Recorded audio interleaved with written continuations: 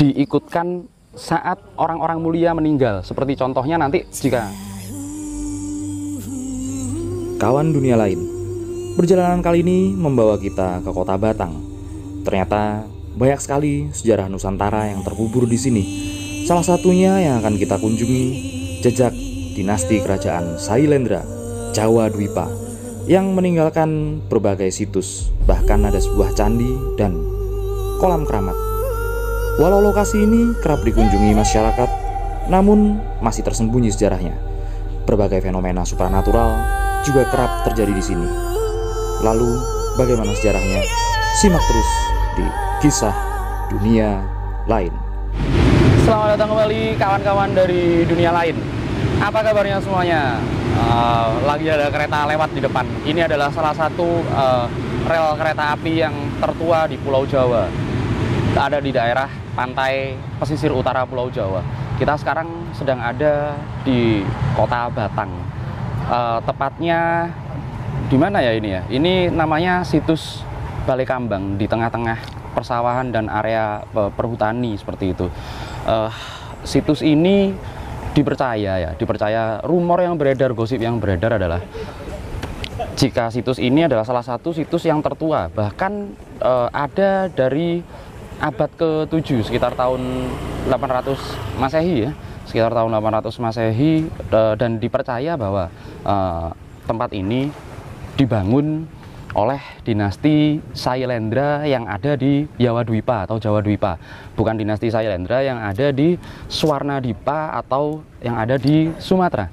Nah, seperti apa situs ini, seperti apa kisahnya, seperti apa kisah di baliknya, dan sebenarnya tempat ini tempat apa sih? Karena kita bisa lihat ya di sini, di belakang saya sini, ini baru, ini bukan yang lama, ini yang baru. Yang lama adalah sendang yang ada di sebelah sini. Sendang ini dulu tidak sebesar ini, bahkan masih cenderung kecil. Kemudian menurut informasi dari masyarakat sempat dipugar, bukan dikecilkan tapi malah dibesarkan. Nah, dipercaya bahwa ada warga yang kemudian mendapat petunjuk. Warga itu mendapat petunjuk dan sekaligus mendapatkan batu meteor yang nantinya akhirnya dipakai untuk ritualan di sini. Batu meteornya nanti ya kalau ada masih sebesar ini. Kemudian beliau memberikan patung-patung ini. Kalau patung ini sebagian asli. Tapi dulu tempatnya tidak di sini. Tempatnya ada di Sendang, tepatnya di dekat di dekat pintu masuknya Sendang, dan kemudian satu lagi di sini juga ada patung naga, dulu tempatnya di belakang Sendang sini. Nah, apa ini maknanya? Ada makna singa. Saya masih kurang jelas, masih belum tahu. Tapi kalau untuk ini biasa kita sebut Resi Agastya. Di sini juga ada patung yang sayangnya kepalanya copot. Ini juga resi. Dinasti Sailendra yang ada di Jawa Dwipa ini dipercaya mereka ini masih memegang kepercayaan Buddha Mahayana ya. Tapi di tempat ini, di balik pohon ini kan Resi Agastya. Di baliknya ada patung Dewa Siwa. Jadi sudah akulturasi dengan Siwa Buddha. Cukup menarik. Bukan cuman ini sih sebenarnya. Tempat di sini juga disinyalir ternyata masih banyak candi. Di belakang itu ada Candi Bata namanya, disebutnya ya, bukan nama aslinya ya, karena belum diketemukan prasastinya. Sendang ini sendiri, Sendang ya. Kita sekarang bahas yang Sendang yang di sini.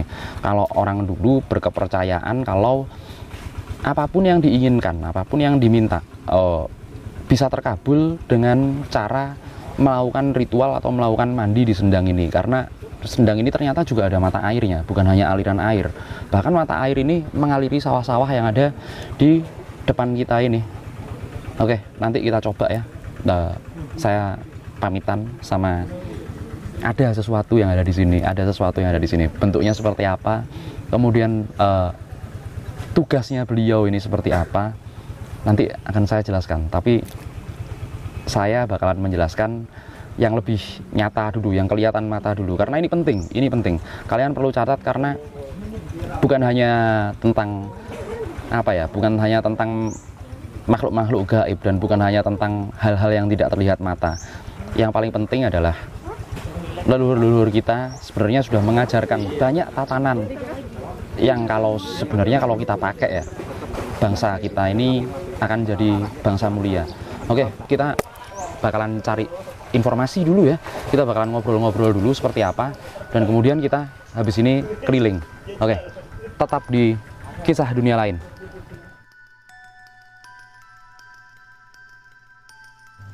Sumber mata air adalah sumber penghidupan. Di era dulu, sumber mata air sering dihubungkan dengan penyucian, bahkan dengan cerita dan legenda yang sangat luar biasa. Begitu juga Sendang Balai Kambang ini. Meskipun tidak diceritakan legenda aslinya dan bagaimana pembangunannya, namun energi tempat ini sudah dibuktikan banyak orang, mulai dari energi pengasihan, kejayaan, dan penyembuhan menjadi salah satu tujuan untuk mencari solusi di Sendang ini. Saksikan liputan kami, Kisah Dunia Lain.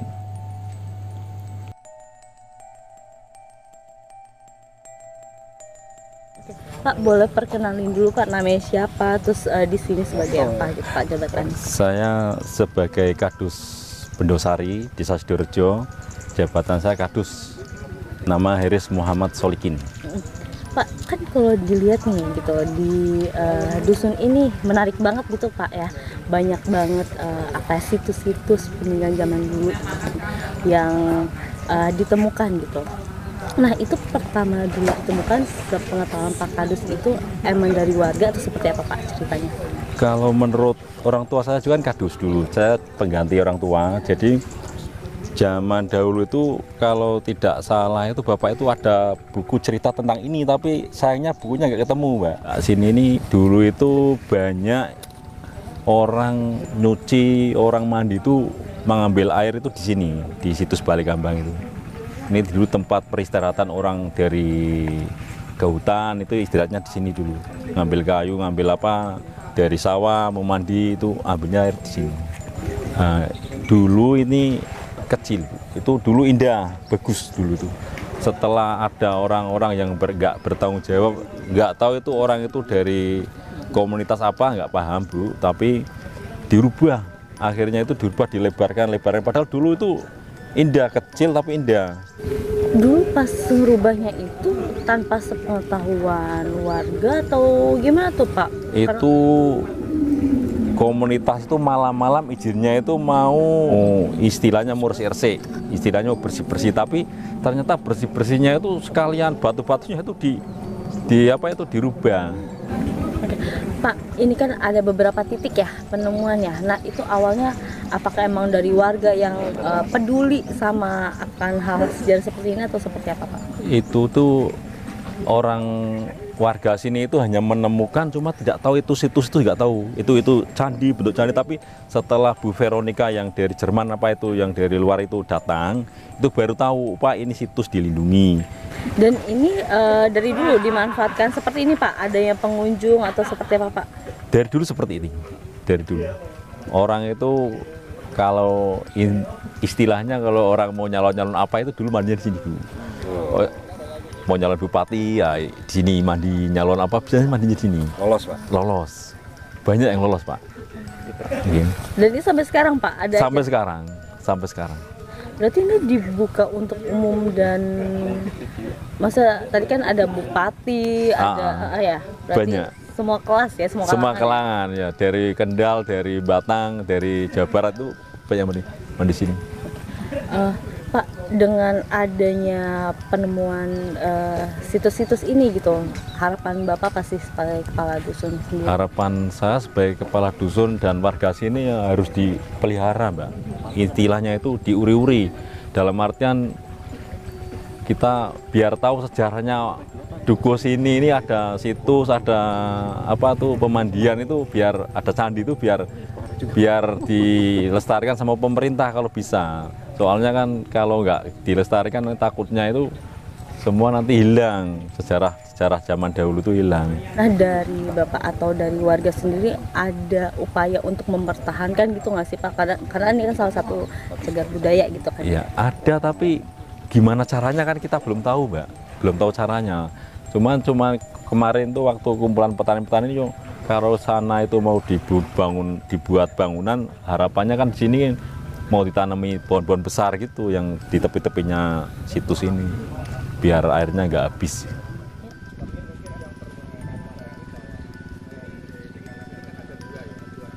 Nah, emang bener nggak sih Pak cerita-cerita itu atau hanya mitos Pak? Ya, dikatakan mitos, tapi itu benar. Faktanya semacam itu, karena banyak orang sendiri sudah membuktikan. Kalau Balik Kambang itu kan nama umumnya. Kalau bagi orang-orang yang sering datang ke sini atau orang yang punya panca indera itu mengatakan ini Sendang Kanoman gitu.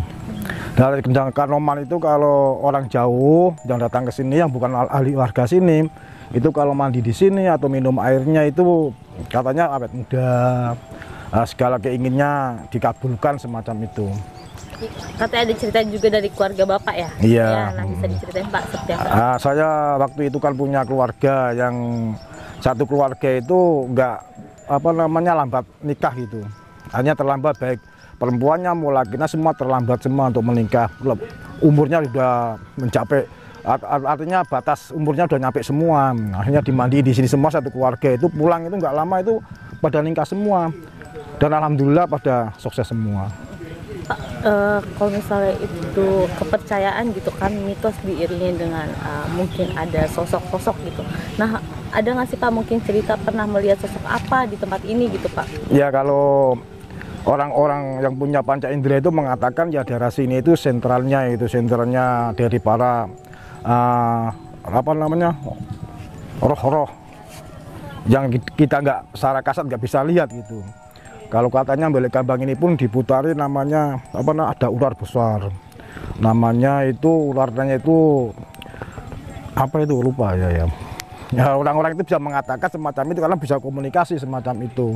Dan Balik Kambang ini memang dijaga, kalau di atas sana kan ada makam Mbah Wali gitu.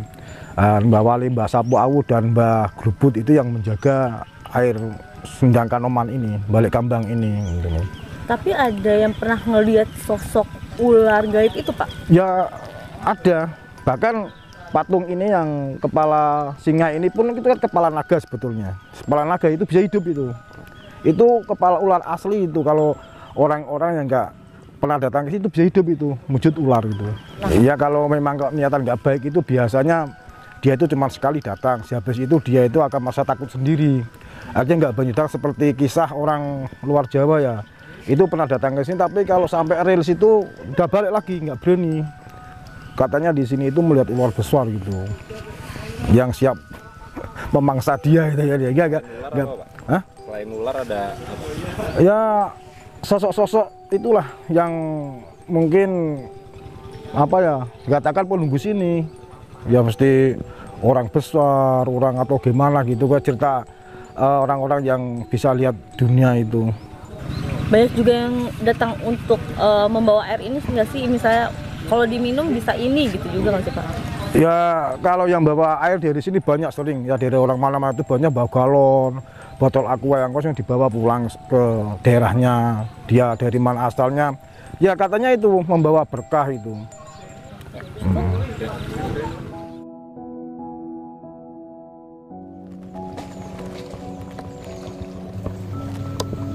Bukan hanya Sendang Balik Kambang ternyata di tempat ini yang menjadi tujuan para peneliti dan para peziarah. Di sini juga terdapat satu candi yang masih misterius, disebut dengan Candi Batu Bata. Sudah banyak peneliti yang kemudian meneliti candi apakah ini. Bahkan bukan hanya dari Indonesia, ada juga yang dari luar negeri. Contohnya yang sudah disebutkan tadi dari Jerman. Candi ini diperkirakan adalah candi yang setua Candi Borobudur, dan bahkan candi ini adalah candi dari kerajaan Sailendra. Lalu bagaimana komentar para peneliti yang ada di tempat ini? Simak hanya di Kisah Dunia Lain. Seperti ini. Menurut Ibu ini abadnya abad keberapa? Kalau Batu ini ya, kalau dari hasil-hasil penelitian ini dari teman-teman dulu di Pusat Penelitian Arkeologi Nasional atau BRIN sekarang ini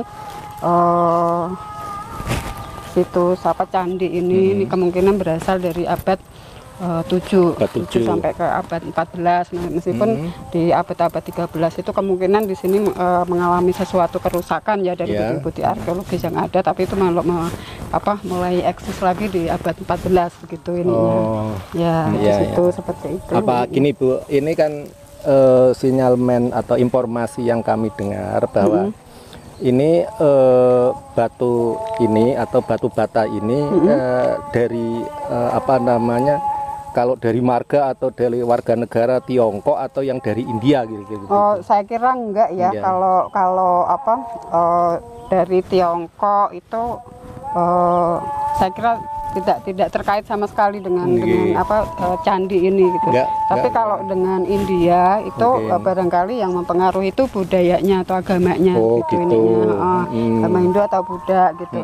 Ini kalau Ibu tadi nyebut ini dimungkinkan peninggalan dari abad ke-7. Apakah kalau masyarakat mengatakan ini sebagai tanda pintu masuk peradaban kuno, peradaban sebelum Mataram kuno, itu benar apa kira-kira gimana tuh? Ya itu mungkin sekali gitu ya Pak. Ya ini itu amat sangat dimungkinkan gitu. Gimana? Kalau kita lihat ukuran batanya kan jauh lebih besar dibandingkan bata sekarang ya. Nah, apa namanya? Apa memang ini menunjukkan satu ciri masa tertentu, Bu Retno? Dulu katakanlah zaman saya kuliah dikatakan seperti itu. Jadi ukuran bata-bata yang besar seperti ini ya. Ini dulu kan mayoritas itu ditemukan di situs-situs Trowulan di era Mojopahit gitu. Tapi kan semakin kesini kan kita sudah menemukan beberapa candi gitu yang ukuran batanya itu besar gitu. Bahkan di Palembang itu di Bukit Siguntang itu panjangnya itu hampir 60 cm.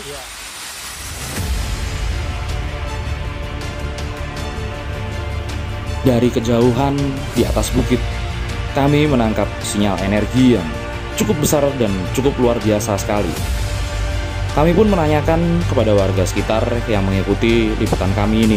Benar saja, ternyata di atas bukit tersebut ada makam dua tokoh yang dikeramatkan. Dikenal sebagai Mbah Wali, yaitu Mbah Gelebut dan Mbah Sapu Angin. Lalu, siapakah kedua tokoh tersebut dan apa peranannya terhadap tempat ini? Dan bagaimana pula sejarahnya dan apa fenomena yang ada di sini? Simak terus kisah kami hanya di Kisah Dunia Lain. Oke, saya sekarang udah sama Pak Sugirejo. Tapi ternyata di sini juga ada makam yang cukup tua ya Pak? Ya, cukup tua yang sebetulnya ada dua makam, tapi karena kita punya dikasih kijing cuma satu, dipasang di sini. Yang di sini orang-orang nyebut makamnya Mbah Gelebut sama Mbah Sapu Awu ya, ada di sini ya. Mbah Gelebut dan Mbah Sapu Awu. Ya. Nah, kalau untuk masyarakat di sini sendiri sudah sejak kapan menemukan makam ini? Karena kan ini batu-batunya udah dari era ratusan tahun ya sepertinya Pak. Iya, sebelum ada kampung kita sudah ada makam di sini ya. Artinya desa kita Sidoarjo itu belum ada kampung, itu sudah ada sebetulnya situs ini sudah ada gitu. Terus ditemukan oleh masyarakat sini, akhirnya diteliti itu akhirnya dikenal dan diketahui juga oleh orang-orang yang ada pemerintahan lebih atas semacam itu, dikenal oleh masyarakat luas akhirnya semacam itu. Oke, ininya Pak, kalau untuk tempat ini kemudian dirawat, kuncennya yang sekarang masih ada Pak yang merawat tempat ini sampai seperti ini sekarang? Enggak ada, ini hanya cuman kalau bersih itu ada orang datang ke sini peduli terus bersih-bersih. Nah, kalau kuncennya pasti itu belum ada di sini. Gitu ya Pak. Terus biasanya nih Pak, orang yang datang ke tempat ini itu tujuannya untuk apa Pak? Ya macam-macam ya, artinya dengan tujuan yang berbeda-beda khususnya. Tapi kalau di sini biasanya tuh mintanya itu yang baik-baik saja kalau di sini. Tapi kadang ya katanya ya ada minta yang nggak baik juga. Kalau di sini itu kan permintaan apapun katanya dikabulkan ya, gitu. Karena di sini sumbernya aura-aura itu kumpul sini semua, baik negatif maupun positif ada kumpul di sini. Pernah ngalamin kejadian aneh Pak? Atau mungkin ada cerita masyarakat yang pernah mengalami kejadian aneh di tempat ini? Ya kalau kejadian-kejadian yang biasa kita tahu ya ada, termasuk orang kesurupan atau bagaimana itu sering di sini, atau pendatang dari jauh di sini karena nggak tahu mungkin cara bagaimana kita beradab di sini, bertingkah laku di sini, akhirnya dia kesurupan atau kena apa gitu di sini. Ya. Kalau spesialisnya atau spesifiknya ya Pak, di sini ini biasanya disuruh atau untuk membawakan sesuatu untuk apa gitu Pak? Ada nggak yang harus dibawa atau memang syaratnya untuk kemudian melakukan kegiatan supranatural di sini? Ya tidak ada, tapi lumrahnya itu orang mau datang ke sebuah makam itu membawa saji apalah, jadi seperti ada apa itu rokok, kopi semacam itu kan ada. Nah, itu jual kembang pasar, juga ada pasar itu jajan-jajan anak-anak itulah itu. Cuman semacam itu biasa kami lihat itu. Lebih aja yang kesini itu kok keperluannya itu agak berat. Itu ada syarat-syarat tertentu termasuk tadi membawa kemenyan, bawa apa itu kopi, membawa persyaratan lainnya itu. Tapi kalau datanya di sini cuman apa sekejap ya pakai apa itu Joshua itu doang itu. Nah, saya lihat itu semacam itu. Iya Pak. Terus kemudian kalau ada cerita nggak Pak yang di sini ini kemudian ditemui sosok apa? Sosok Mbah Sapu Awu atau Mbah Glebut? Ya sering itu yang jualan warung di situ sering ditemuin yang tunggu di sini. Ya di warung. Itu kalau malam jualan semacam ini kan sampai semalam full itu. Berarti rame juga. Nah, dia tuh kadang sering tidur di sini didatangin gitu.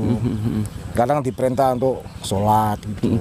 Oh, petunjuknya biasanya buat malah sholat ibadah. Bagus-bagus gitu ya? Kalau yang di sini, Mbah Wali di sini itu bakal ngasih petunjuk itu bagus-bagus. Oke, siap. Terima kasih Pak informasinya. Terima kasih udah dianterin ke sini. Saya mau keliling dulu sebentar ya Pak. Pohonnya, dekat pohon ini biasanya dipercaya sebagai tempat berkumpulnya makhluk-makhluk gaib yang ada di sini. Seperti tadi udah dijelaskan oleh Pak Sukirjo bahwa di sini ini makamnya Mbah Glebut dan Mbah Sapu Awu.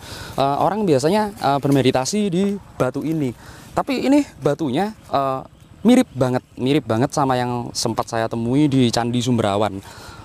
Batu Asahan, satu lagi di Gunung Salak yaitu situs Batu Gores. Ini kalau di beberapa situs yang lebih tua ya, batu goresan di batu ini menandakan ada terlihat dari langit. Biasanya di sini ini langitnya kosong, langitnya nggak ada tumbuhan. Terus kemudian jika orang-orang terdahulu, leluhur kita menyaksikan pertanda dari langit, entah itu lintang jatuh atau kemudian daru itu cahaya yang datang. Kemudian beliau itu menuliskan sesuatu di sini sebagai pesan untuk anak cucunya, buat yang tahu waskito untuk membacanya seperti itu.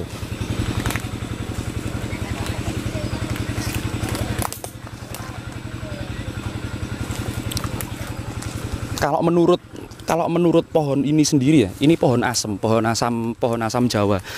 Kalau mungkin memang Mbah Glebut dan Mbah Sapu Awu itu satu era dengan pohon ini. Mungkin pohon ini dulu nggak setinggi ini ya. Ini usianya sekitar maksimal 220 sampai 250. Karena ini asamnya sudah bergalih, sudah benar-benar bergalih dan yang di bawah ini ngambang ya, nggak ke tanah semuanya. Tempat berdiamnya para leluhur itu nggak cuman di situ. Jadi ini batu kuno. Ini batu kuno. Ini bukan batu bata ya, ini batu beneran. Ini dipakai untuk meletakkan sesaji. Biasanya kalau sesaji di sini, kalau saya lihat ya di batu ini itu kembang telon 3 rupa. Kemudian ada juga yang menaruh kinang, sirih kinang, dan kemudian biasalah ya dupa rokok seperti ini. Oke, cukup menarik di sini, sangat menarik sekali. Assalamualaikum.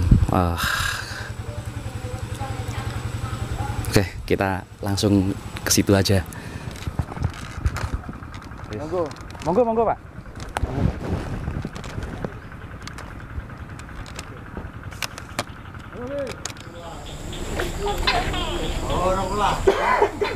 Nah, para pemirsa Misteri Dunia, ternyata dari sinilah sumber mata air ini berasal. Dari sumber sekecil ini bisa mengairi perairan sebesar itu. Dan di sini inilah air yang biasanya dipakai bertabaruk. Dari sumber inilah banyak energi-energi positif yang kemudian dimanfaatkan oleh orang-orang dengan berbagai tujuan dan berbagai kepentingan. Kalau untuk masalah jodoh dan untuk masalah yang lainnya itu masalah biasa. Tapi di sini lebih dari itu karena sendang kamulian atau sendang derajat ini energinya seperti itu. Ini saya rasa bahkan bisa untuk pangkat, derajat dan kekuasaan. Ini mengalir nyambung ke tempat ini. Sebuah pohon besar yang ternyata memelihara kelestarian air dan sumber mata air di sini. Di sini kita bisa lihat ada patung Siwa, patung Dewa Siwa, yang kemudian patung Dewa Siwa ini sering dipakai orang untuk melakukan ritual. Ini adalah tempat sesajinya, salah satu perwujudan energi dari Siwa Buddha atau Bhairawa Tantra, yaitu ada patungnya Dewa Siwa di sini.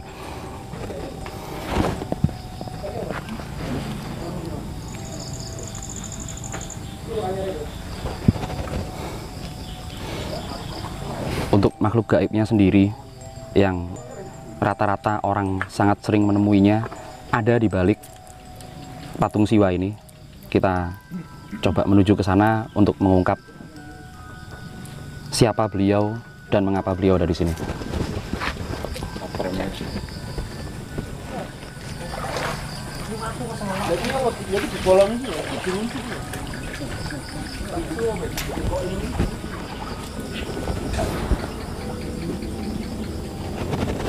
Pemirsa Misteri Dunia, ternyata patung ini bukan dari satu era dengan sendang yang ada di sini.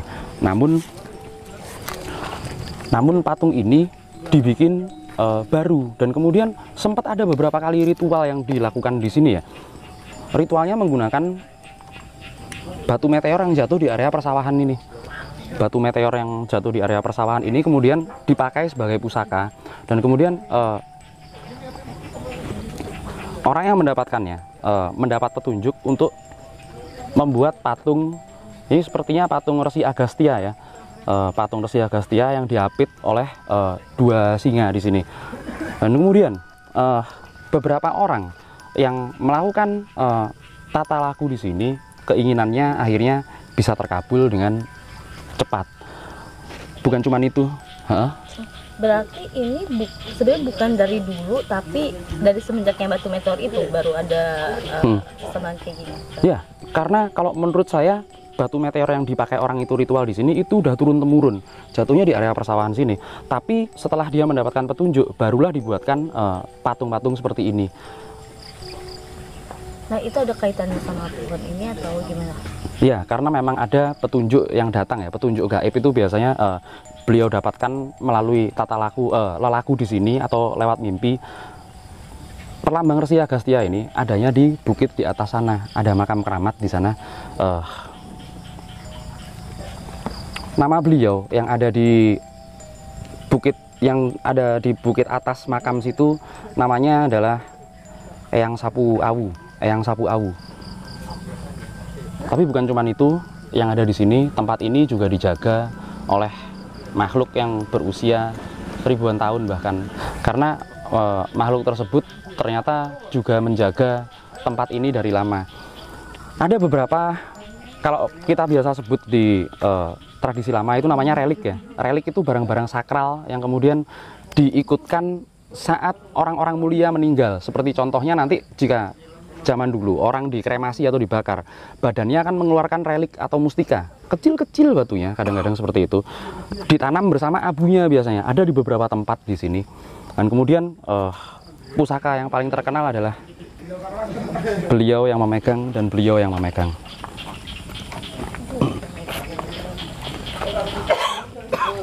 Kedua patung ular ini letaknya dulu tidak di sini. Dulu letaknya ini tidak di sini. Dulu kedua patung ini adanya di air. Mungkin satunya ada di bagian depan dan satunya ada di bagian sini ya. Ada di bagian sini, jadi saling berhadapan gitu.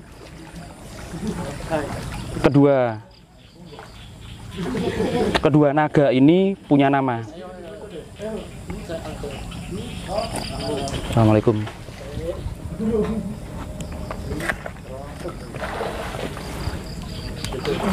Yang satunya adalah Eyang Kolomaruto. Beliau menjaga atau kekuatannya beliau adalah kepada angin. Yang satunya lagi adalah Eyang Kolosrenggi. Beliau memegang sebuah mustika di dalam mulutnya. Banyak orang yang memburu mustika itu, bahkan sampai melakukan ritual-ritual dan tapa laku di atas. Ritual itu digunakan untuk mendapatkan mustika yang disebut Mirah Delima, seperti itu. Tapi itu ada yang pernah dapat mustika itu atau nggak pernah? Sebelumnya sudah ada pernah orang yang mendapatkan mustika Mirah Delima itu. Caranya ya, jika mustika Mirah Delima itu dimasukkan ke kolam ini, maka semua kolam ini akan memerah. Warnanya akan sangat memerah, menyala semuanya.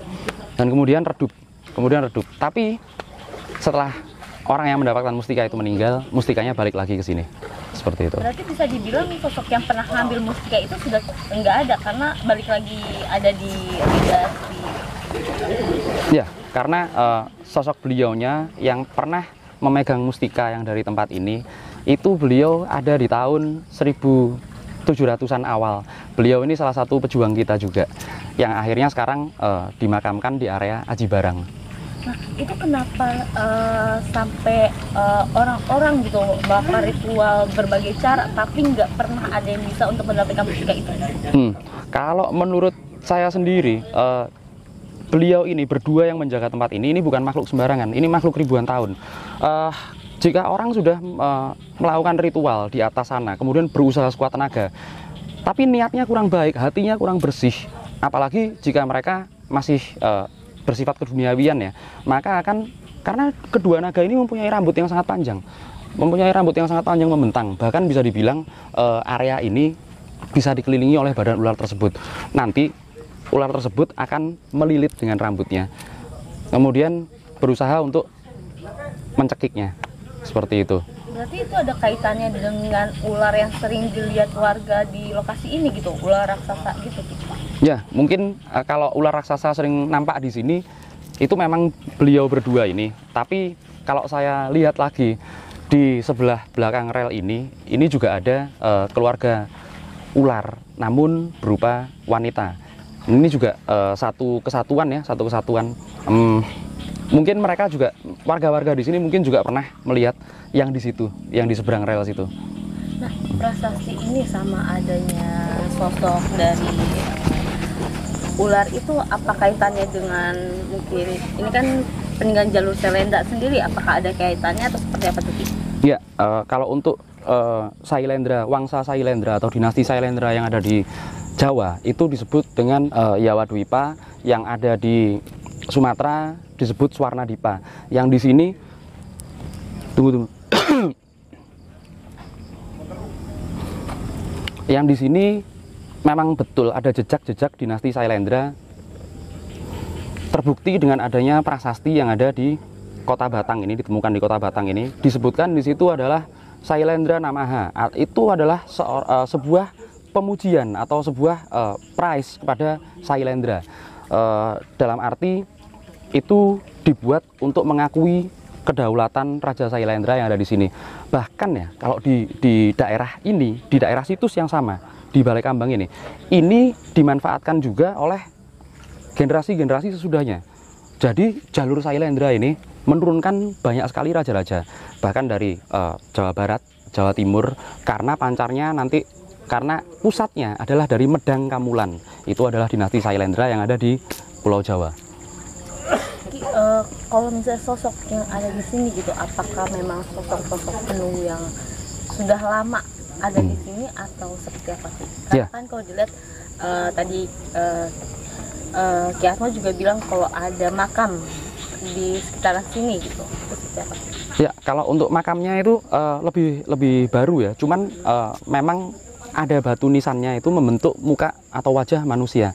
Ya, itu lebih baru daripada yang ada di sini. Tapi ada juga sosok Resi yang saya nggak dikasih tahu namanya. Beliau ini hanya memakai, kalau orang Jawa bilangnya suwal atau lilitan kain, kemudian digelung, badannya kurus. Beliau ini sering duduk di sini, di daerah sini beliau sering duduk. Kemudian kalau ada orang yang sedang melakukan tapalaku, biasanya dijumpai dan dikatakan oleh beliau, kamu mau apa?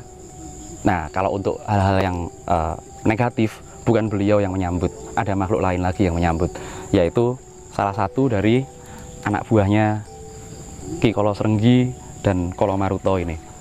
Ini kan biasanya kalau misalnya tempat pemandian untuk zaman dulu biasanya juga ada untuk putri-putri gitu. Nah, kalau yang di sini sendiri nggak ada sosok. Oke, kalau untuk sosok putri di kolam atau di sendang, biasanya memang sosoknya seperti itu. Tapi di sini saya nggak menemukan sosok putri ya. Malah yang saya temukan itu energi-energi Kawijayan atau energi-energi kejayaan. Dalam arti orang yang datang ke sini ini urusannya sudah bukan urusan pengasihan, tapi lebih kepada urusan kemuliaan dan kekuasaan seperti itu. Bahkan mungkin ya, kalau dilihat dari energinya yang ada di sini, beberapa kali orang yang bertirakat, bertapa laku di sini malah bisa jadi pimpinan daerah. Kalau zaman dahulu itu Sentara Panewu, kemudian Wedana, kemudian Tumenggung seperti itu masih melakukan tapa laku di sini. Nah, di tempat ini kan bisa dibilang dulu sakral juga, bahkan punya khasiat gitu. Ada pantangan tersendiri nggak sih, Ki, mungkin yang mau disampaikan gitu? Jadi kalau untuk hal-hal yang harus dihindari ya, sebenarnya di sini ini kalau masyarakat di sekitar sini ini udah nggak bakalan diganggu, karena makhluk-makhluk yang di sini menganggap bahwa masyarakat di sini ini adalah juga merupakan anak cucu beliau-beliaunya. Kalau untuk orang yang di sini, orang luar ya yang datang ke sini, jika pikirannya jelek, itu malah bisa kehilangan nyawa di sini.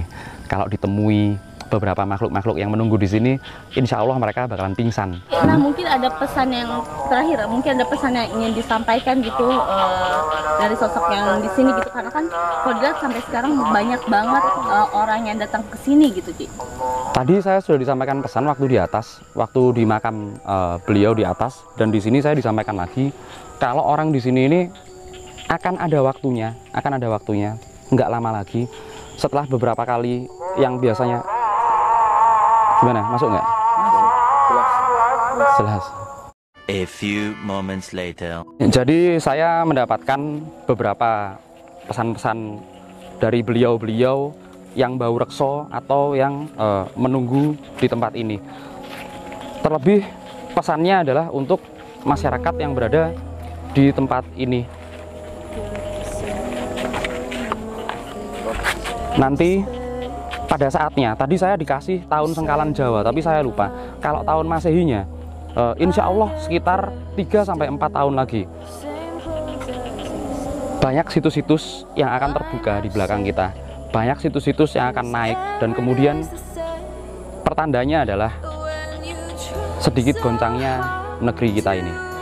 Oke, inilah jejak-jejak kerajaan Sailendra atau kerajaan Medang Kamulan atau kerajaan Jawa Dwipa yang ada di kota Batang, yang nantinya tempat ini adalah salah satu menjadi titik kebangkitan Nusantara.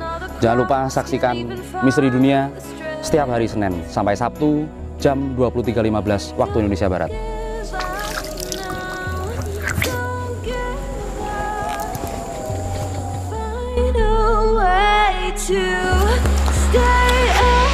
Jangan lupa tetap saksikan Kisah Dunia Lain.